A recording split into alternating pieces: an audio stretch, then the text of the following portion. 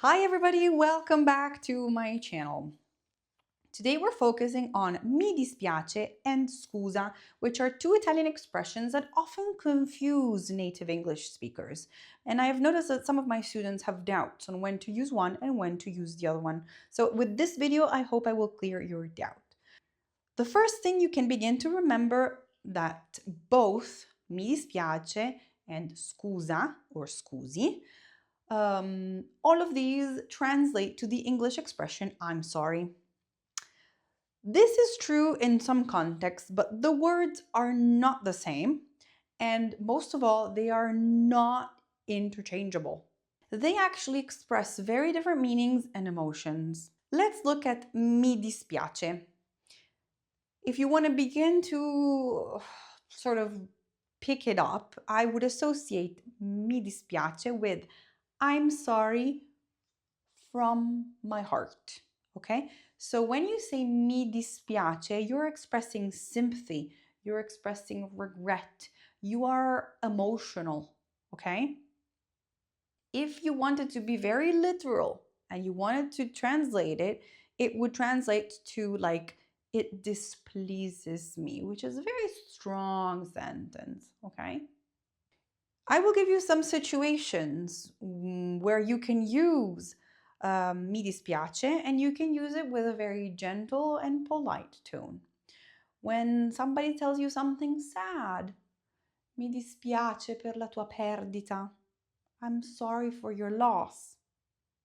When you want to express empathy, mi dispiace, non posso venire. I'm sorry, I can't come. When you are genuinely sorry or regretful for something, mi dispiace davvero che non posso aiutarti. I'm really sorry I can't help you. Scusa is more like sorry, whoops, my bad. Okay, I would say that scusa is not as emotional. Be careful, you have scusa, which is the informal, so the tu form.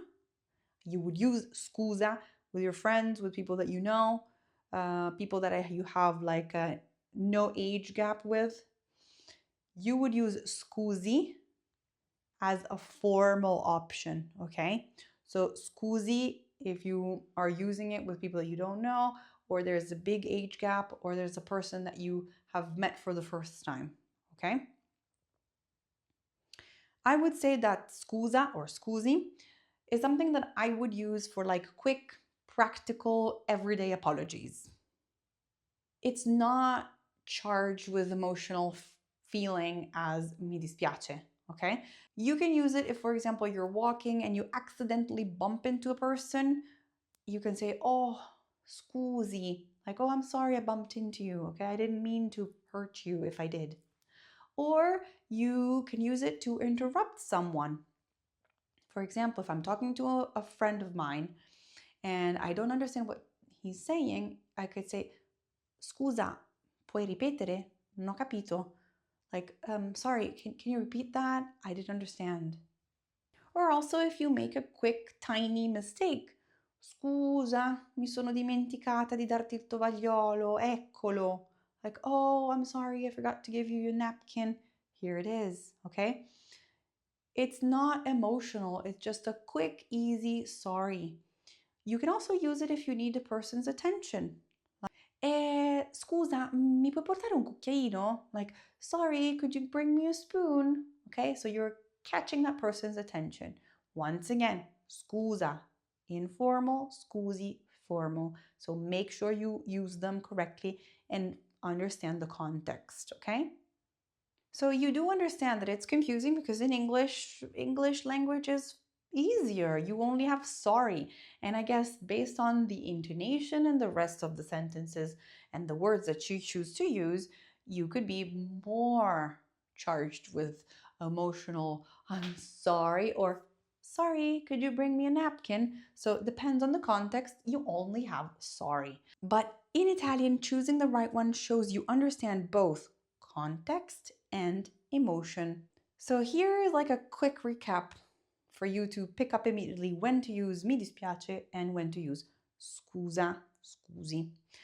So when it's a quick, small slip or you need to catch the person's attention, use scusi, scusa.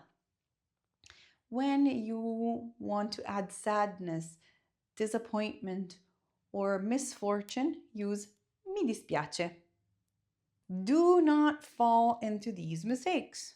I hear them very often, and I know why I hear them because you only have sorry in English, so I understand.